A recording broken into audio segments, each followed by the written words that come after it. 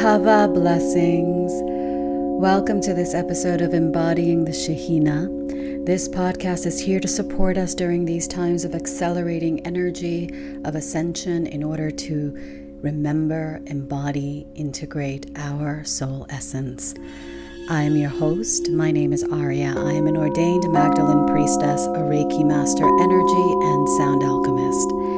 And in this episode, we're going to talk about the full moon that is happening in Aquarius on the 9th. And we're also going to talk about the Lion's Gate on the 8th. This initially was supposed to be an episode where we spoke only about the full moon in Aquarius. However, there is a lot of misinformation and absolute nonsense that I'm seeing online about the Lion's Gate, so I do have to begin with that. So forgive me for being away. I was on pilgrimage and chasing some dragons in Ireland and in the UK, so I was on retreat, hence the hiatus in posting. But I do hope that you guys were able to tune into past sound activations. And we are in the month of Av, the lunar cycle of Leo. So that sound activation is still good for the entire month. You got 2 more weeks to go. And without any more hesitation, let's dive into this episode. We are going to talk about the Lion's Gate first and foremost. Why? Because it comes before the new moon, the full moon. So the Lion's Gate is on 8/8. And 8 in numerology is a very, very potent number. I cannot express how powerful the number 8 is. So it is not an 888 portal, it's an 88 portal. Every time this portal rolls around, it's an 88.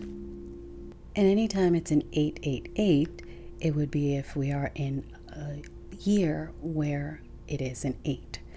This year, the only portal where that is happening is the 999 portal, because we are in a 9 portal year. We are, and the 9th and the 9 will further activate and amplify the energies of the 9. So let's get back to the 8.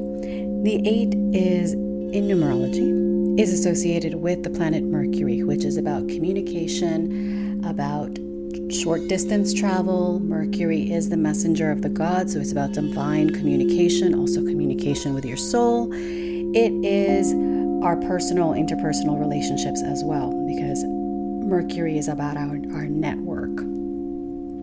It is associated with the Hod, is Sephirot, and the Archangel Michael. Okay, and it is also connected to Yeshua. It is the breath. So the 8 is also associated with the Het, the Aramaic Hebrew creation frequency of the Het. Again, the Het, which we worked on in the Cancer portal, has to do with the breath, alignment with the breath, with the life force. So this 8 is also the life force. It has to do with the Hay de Alma. Hay de Alma is the breath of life, the prana. It is about knowing how to speak, how to communicate with the divine. It is about abundance and money, infinity, because the 8 on its side is the infinity symbol. It is about creation. It is about manifestation. It is about knowing the rules and the language of energy, because remember, breath is connected to energy and of creation, because breath is creation. The breath of life was breathed into us in order for us to exist. So, very powerful energy of creation, expansion, success, brilliance, shining your light.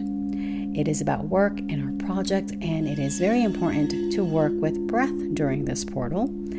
And it's also important to know how to maintain your energy, how to channel your energy. So it's a very potent time. What this portal is not, it is not in alignment with Sirius. I will say this again.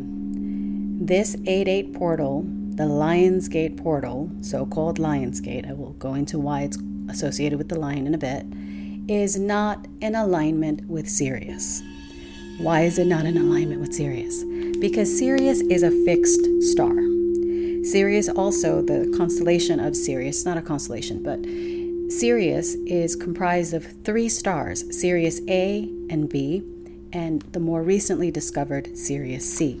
Sirius is associated long in ancient times, long been associated with advanced wisdom, with the seeding of humanity, with supporting us in our evolution as a collective, because we as a human species, we contain a lot of the DNA of the Sirius star system as well as other star systems. So, in Western tropical astrology, the constellation, the star Sirius, the dog star of summer, which in ancient Egypt is associated with the heliacal rising. Forgive me if I butchered that right now. My mouth doesn't want to say that word properly. It is associated with the rising of the Nile. So it is, again, correspondent with fertility, with creation, with abundance, with renewal, with rebirth. So, the sun, as of 8/8, is at 15 degrees Leo. Sirius, a fixed star, is at 14 degrees of Cancer. Cancer is the sign before Leo.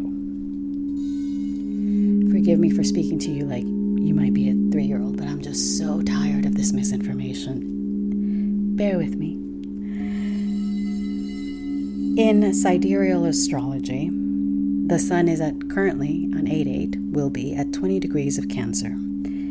The constellation Sirius, with a star system Sirius, is at 19 degrees of Gemini. Again, a whole zodiacal frequency away. So there is no alignment between Sirius and the sun on 8/8. The time when there would be an alignment would be sometime in early July, around maybe July 8th, 9th, kind of depends on the wobble of the earth. But when the sun is at 15 degrees, 14 degrees of Cancer, I should say, that's when that alignment would happen. So it is not right now. However, we can always connect with the energy of Sirius. I just like to make sure we are very clear that there is no alignment between the spiritual sun, which is what Sirius is considered, and our physical sun. So that is a bunch of hooey. And it really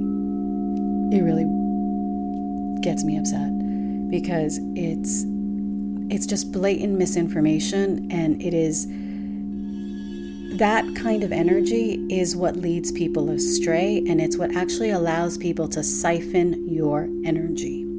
Your spiritual, emotional, psychological, mental, physical energy, your creation energy, can easily be siphoned by false gurus, and we will talk about false gurus when I talk about the full moon in Aquarius. Siphoned by false gurus and false ideologies that are not grounded in reality. They are not grounded in this current physical incarnation that we exist in. And if something is not grounded in our physical reality, then it's a manipulation, it's a distortion, it's whatever you want to call it. It's just something that is going to lead you where you don't want to be. It's going to bring chaos. It's going to bring all kinds of not nice things because we're not aligning with the truth of a cycle. That being said, we are in the month of Av. We are in the month of Leo. Leo is associated with the lion. In Gnostic biblical Hebrew astrology, this is the lunar cycle of Av. It is one of the mystical and most paradoxical times of the year. It's also one of the most challenging times of the year, like the Cancer lunar portal and like the Capricorn lunar portal. In Hebrew, Leo is Aurea, and it is the sign that is connected to this month. During this lunar cycle, there is something called the 9th day of Av, Tisha B'Av, and it is associated with great destruction and the potential for rebirth. This is historically the time when the Jews were expelled from England, I believe it also coincided with the Sephardis being exiled from the Iberian Peninsula, which is part of my lineage, and also with World War I. There's a lot, the destruction of the Second Temple, there's a lot of destruction that is associated with this particular day. So it is why it's come to be known as a time of great destruction. And of course, where there is great destruction, there is infinite potential for rebirth and for growth and expansion. I mentioned that Aurea is Hebrew for lion. Lion is associated with the tribe of Judah. It is associated with the Merkava, the Sefirot of Hesed, which is loving kindness, and it is associated with spiritual sovereignty. So while the Zohar, which is a Kabbalistic text, does not specifically mention a lion's gate, it does speak of a portal for deep and profound transformation, a heavenly gate, and a cosmic alignment. Okay? So it is a very potent time. It's just not what is being billed in order to sell courses. And yes, I am doing a sound healing in Atlanta, in Bay Area, on the 8th. However, I'm doing it for the reasons I'm about to be stating. The 8-8 portal is associated with Mother Anna. Mother Anna is the matriarch of this lineage of light. The grandmother, the mother, let's start with Mother Mary, the mother of Mother Mary, who was not an innocent passive bystander in the whole story of light conception. Mother Mary was conceived of light conception when Mother Anna was very, very advanced in years. So this whole lineage comes from a very, very old mystical lineage were very, very well versed in the wisdom traditions and in the traditions that align us with light conception, with allowing us to conceive and birth the light. This does not just mean human beings, although many ascended masters were conceived this way because it was a spiritual technology, like Mother Mary and Yeshua. It is a potent time because Mother Anna is also associated with our soul mission. Mother Anna is the guardian of this lineage. She holds ancient spiritual wisdom. She brings initiation, and through that initiation, we are given the opportunity to not just align with our mission, but to accept our mission and to embody our sovereignty, our spiritual sovereignty.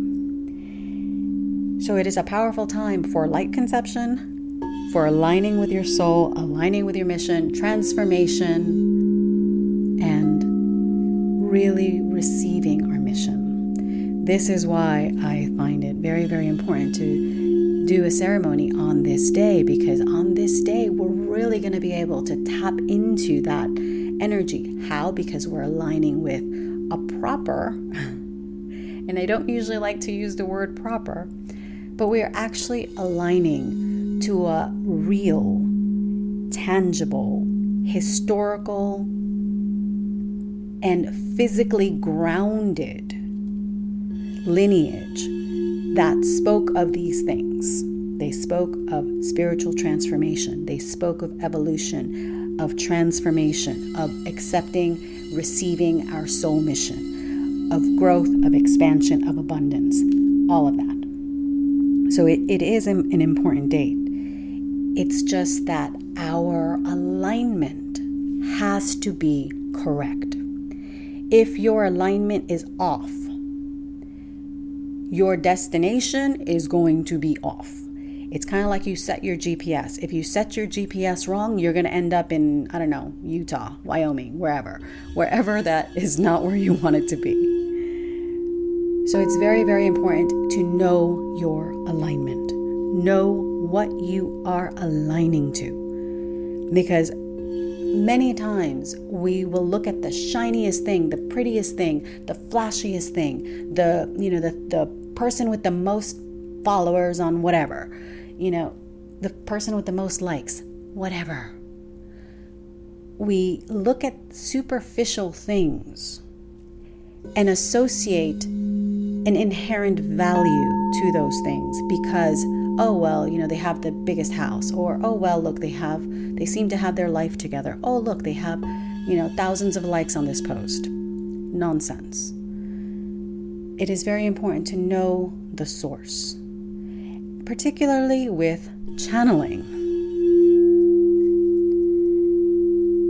And as an intuitive and as a channel myself, I cannot stress the importance of knowing as a channel what you are aligning to. If you are not actually allowing yourself to take the time and the hours of preparation that it takes to make sure that your alignment is clear, you are not going to be a clear channel.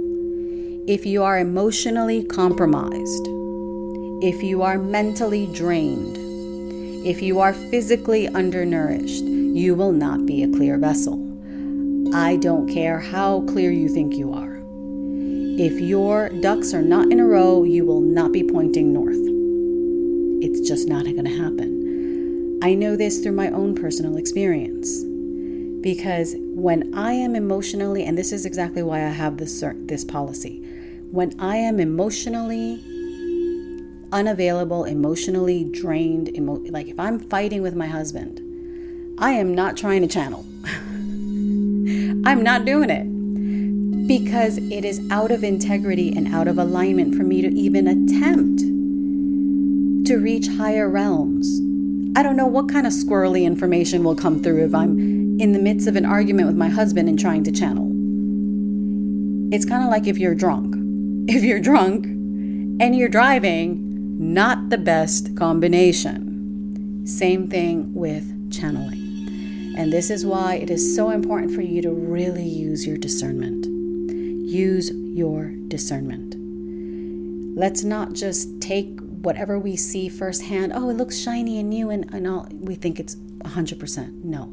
Question everything. This is why I spend hours a day, every day. I'm committed to my spiritual practice. And I shake things up and move things up every day and every cycle. Why? Because I want to make sure that when I'm channeling, when I'm receiving information, I'm not distorting that information with my own ego, with my own emotional imbalance.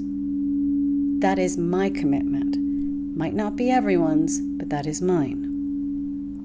And this isn't a judgment. It's just to make you all aware that there are sources that are not of the highest vibration and the highest frequency, even though they may seem on the surface that they are. This is actually why for the last, I don't know how many days, since I got back from Ireland, my husband and I have been fighting. And I have not been doing anything other than my spiritual practices. I have not been trying to channel. I have not been doing any one-on-one work. None of that. I have not even been, feeling into this moon until now. Because we just stopped fighting on Monday. And I'm recording this on Thursday. So until my field was clear, until my emotions were settled, even though I was doing my spiritual practices still hour and a half or whatever every day, regardless of how we were fighting. Still, I wasn't about to channel. I wasn't about to feel into the energy because I don't think that's correct. I don't think that it's correct to think that simply because I'm doing my practices, I'm tuning into the right frequency. Because it's not true.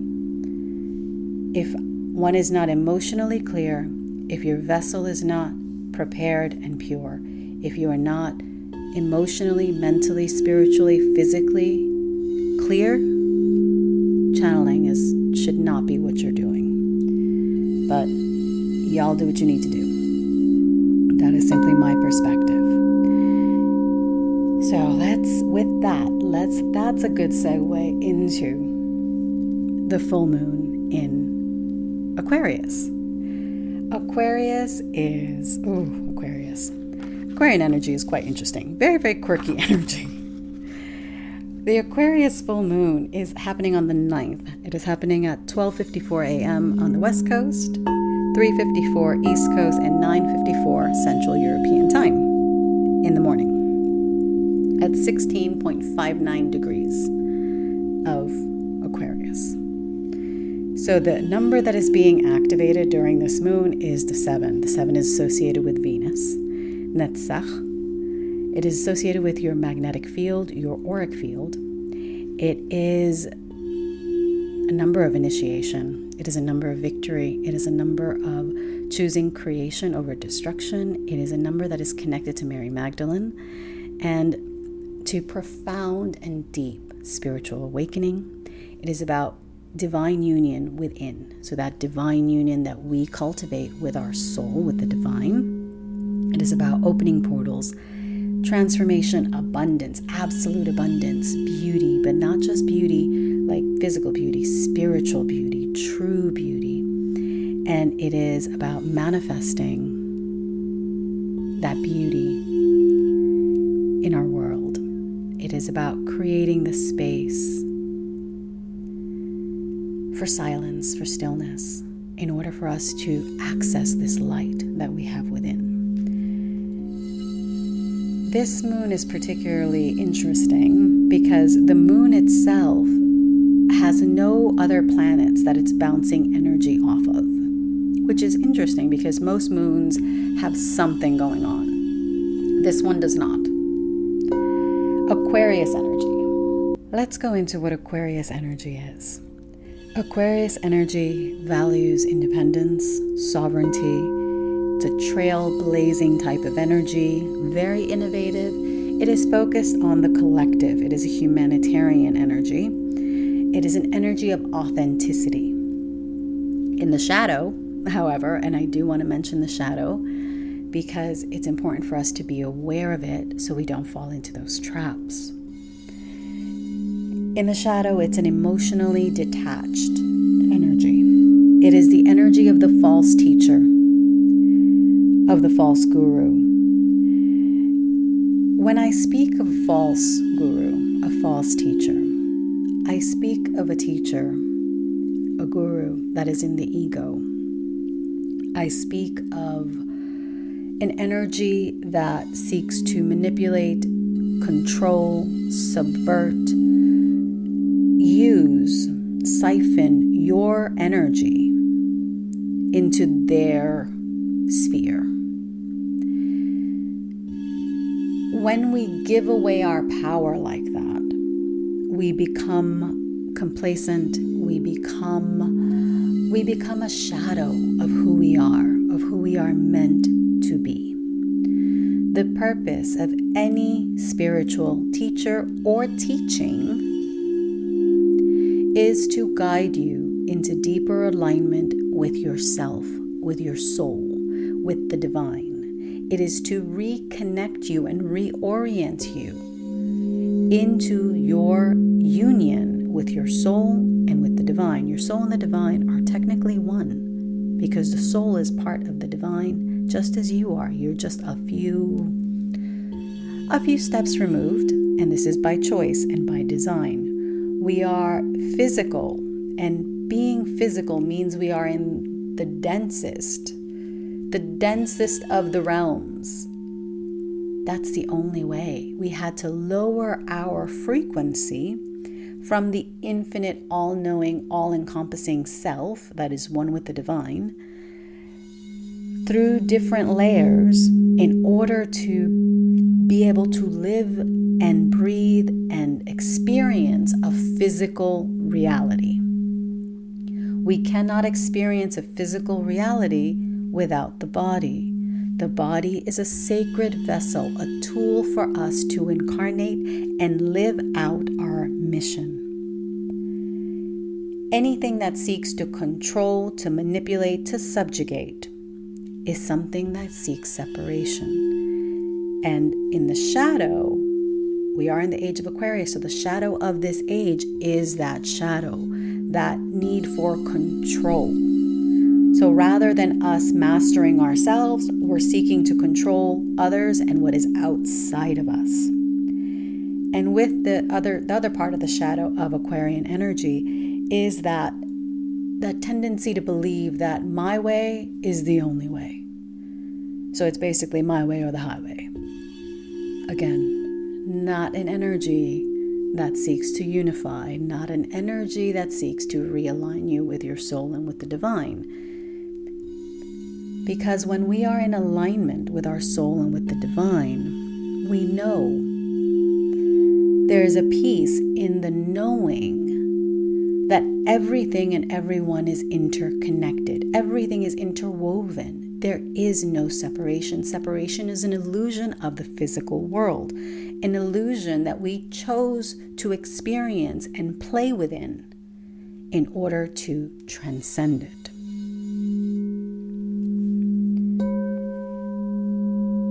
That being said, this is a very, very fiery full moon. There's actually 2 kite formations that are happening in the skies during the time of this full moon. And they each hold different frequencies. So I'm going to speak of the first. And then I'm going to tell you how we can work with it. The first kite formation is between Uranus at 1 degree in Gemini, in a sextile with Neptune, in conjunction with Saturn at 1 degree of Aries, both retrograde. There's another sextile that is happening between this same Neptune-Saturn conjunction in Aries retrograde and Pluto at 2 degrees of Aquarius. And there is a grand Earth trine between Pluto, Uranus, and Mars, and an opposition between Mars at 1 degree in Libra and the Neptune conjunction Saturn happening at 1 degree of Aries retrograde. Retrogrades in a chart are planets whose energies are heightened. These are energies of review, of renewal, of revisiting, of reworking, of retooling. So it's very, very potent energy. And there's a lot of air and fire. Air and fire. Air and fire is very volatile. If you mix a wildfire, with high winds, you get a disaster. So it's very, very, very, very good during this time to really slow down, to take a breath, to know that there's no rush. There's no rush to make any decisions. There's no rush to actually do much other than be in your heart. Why do I mention being in your heart? Because it's Leo season, and because being in the heart is what keeps Aquarian energy from going into the shadow. It is what keeps Aquarian energy pure and about authenticity and the collective evolution and humanity and innovation. It's what keeps Aries energy beautiful. Because in the shadow, Aquarius energy in the shadow can be quite destructive and detached and sociopathic in a way. So it's very important to remain in the heart. This is a very mental alignment. There's a lot of air. So you may be experiencing anxiety. You may be overthinking. You may have a difficulty focusing. You may have a hard time sleeping. Grounding is very, very important. Grounding. This energy needs major, major earth and water. Salt baths. Very, very important. there's a lot of change, a lot of upheaval, and a lot of ungrounded energy. And ungrounded energy, in order to be channeled properly, needs to be grounded. You can ground in water, which is beautiful and actually perfect for creation, or you can ground in earth. Whether you like to go swim in the ocean or the sea or lake, or you like to hug trees and sit down on the bare earth, either of those works wonderfully during this moon. Neptune and Saturn conjunction. Ooh. Retrograde. Oh my God. I saw a meme. It talks about how 5 planets are in retrograde, and so this morning I chose destruction, or I chose to fight, whatever it was. No, you don't get to blame the planets and what they're doing for your poor choice to not breathe and not align with your heart. We don't do that. The time for spiritual bypassing and passing the buck in that way is long gone. We're not doing that. It is irresponsible. It is childlike. It is just, karmically, it's not a good look. So take responsibility for whatever you create during this time. Whatever it is, apologize. Whatever it is, choose to do better. Whatever it is, choose to come at it with love. We don't need to burn the entire place down. I know sometimes we feel like just burning it all down. We feel like just burning all the bridges and just starting clean. That's not always the best course of action. Neptune represents our subconscious, our intuition, also the planet of illusion. But Neptune, Gnostically, represents our soul unencumbered by the body, our soul that is one with the divine. So it's our infinite self is what Neptune represents. Saturn is the taskmaster. Saturn is the one that wants us to be on our mission, being disciplined, being diligent, paying attention, not just flying off half-cocked. So this conjunction of Neptune and Saturn in Aries, it is asking us to go into the depths of the soul and clear our karma. Aries wants to move forward, but we cannot move forward in earnest and actually really be on the right path if we do not clear whatever karma we have. Clear whatever needs to be cleared. And this doesn't mean that we burn it all down. No. Does not mean we burn it all down. It just means that we become conscious of what is triggering us. We become aware and we remain in our heart. We act from a loving, thoughtful, kind place. We move forward with as much grace and as much love as we can muster. Okay? Pluto. Because this conjunction is in opposition to Pluto. Pluto is deep healing and transformation. Uranus, spiritual awakening, innovation, evolution, raw, unfiltered sexuality, creative energy. And we need to ask ourselves during this time, are we channeling our energy to the light? Or are we being seduced by the illusions of the ego and channeling it downwards? Because when we allow ourselves to be seduced by the ego, what happens is we stay in the lower realms. We stay chained, controlled, and enslaved, not just by our karmas, not just by our own stuff, but we stay chained to the status quo. to whatever squirrely nonsense is going on in the external, whatever energies are seeking to manipulate and confuse and obfuscate, we allow ourselves to be at the mercy of that which is outside of us. We are not in our sovereignty. We are not in our power. Okay? So it's very important to be able to discern between when we are acting from ego and when we are acting from the soul. Very, very important.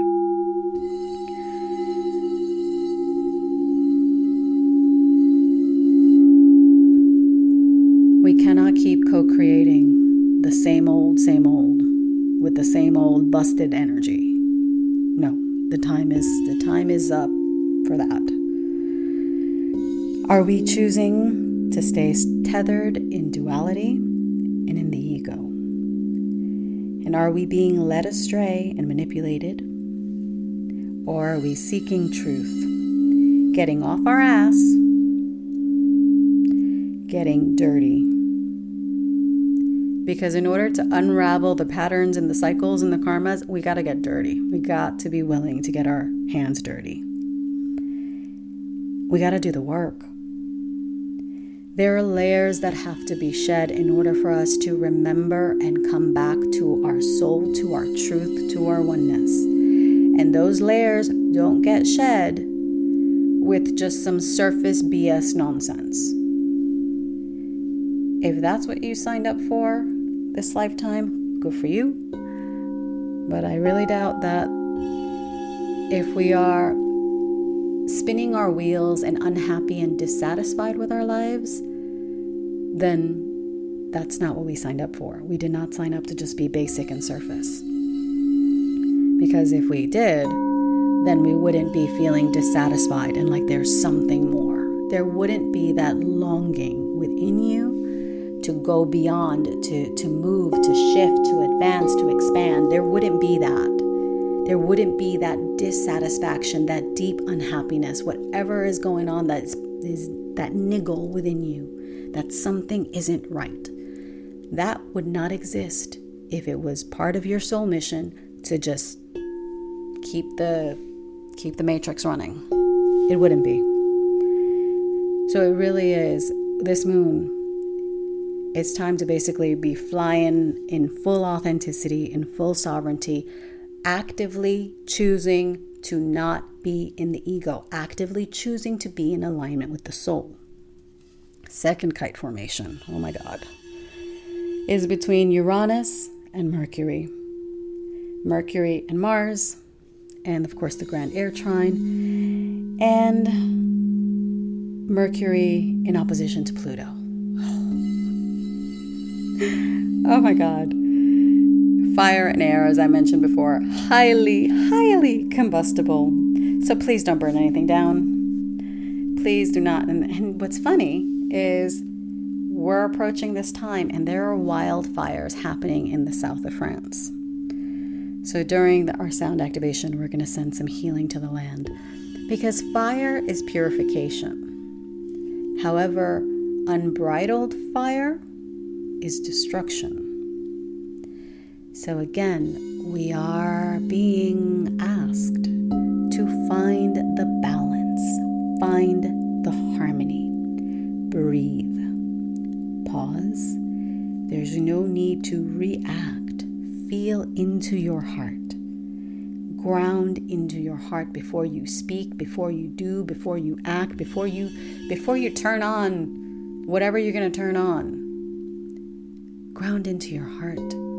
Check in with you. Where are you at? How does your soul feel in your body? Does your heart feel light? Does it feel heavy? What is it that your soul needs? What kind of nourishment does your soul need? Because every one of us is different. And we're supposed to be. We're not supposed to be the same. What needs healing? What needs nurturing? Remember, we don't need to burn everything to the ground. And the other thing, particularly with retrogrades, it is so important to be aware of your wounds. to be aware when we are speaking from the wound, from the trauma, when we are reacting from that trigger point, from that raw, open, exposed wound. It is important to know when we are speaking, acting, behaving, reacting from that. And rather than react from that, come back to the heart. And, I just got chills. Come back to the heart. It's better to pause. It's better to wait. It's better to breathe. It is better to choose to nourish, heal, take care of your heart before we act on any desire to burn everything to the ground. Okay? Integrity, very key.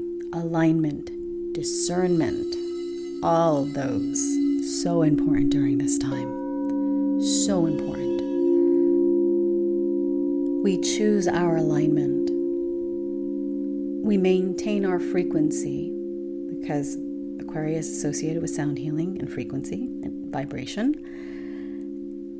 We maintain our frequency by the actions that we take on a daily basis, by the thoughts that we have and that we encourage and nourish. So if we are encouraging thoughts of unhappiness, thoughts of anger, thoughts of destruction, and I don't know, whatever other kind of demons we have, because we all have them, then all we are doing is we're feeding the frequency that we don't want. And that frequency is going to call in more of that BS.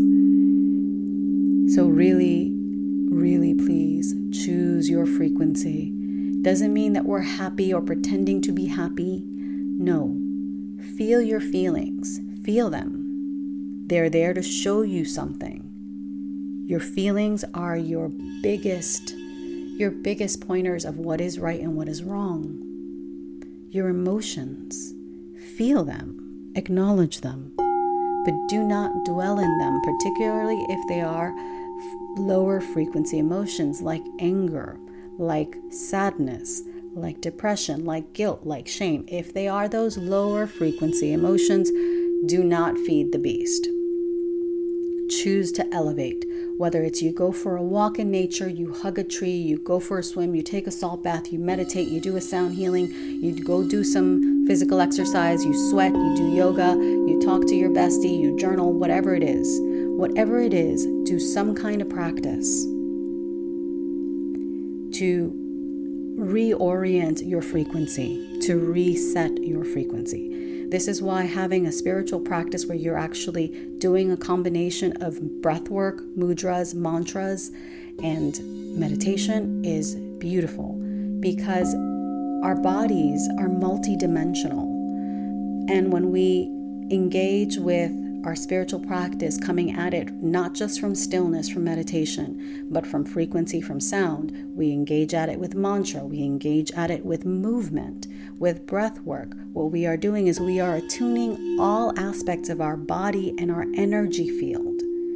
And then we cement that new frequency. The more that we do a practice, the more we are cementing that frequency as our new foundation and our new baseline, which means the experiences that you have will automatically elevate. There is no need to actually be pushing or in a rush to achieve something. Just be disciplined enough to do the little things. It is the little things that matter, and the little things that are going to determine the frequency and the bandwidth, the timeline you align with. There are multiple timelines. When I channel, I can see multiple timelines. When I was in France, I saw multiple timelines with something that I'm calling in that is very, very close to my soul. There were multiple timelines that I saw happening. Doesn't mean one timeline is better than the other, but there are always multiple timelines we can attune to depending on our frequency. So it is up to us to always choose to align with the highest possible timeline for this moment. And we align with that highest possible timeline through our actions, through our thoughts, through our words. Every moment, we align to a different timeline with every step we take, with every word we speak. With every intention we set, we are reattuning and realigning our frequency. This is how this age of Aquarius works.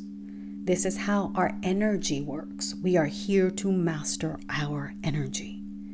This moon has illuminated so much for me.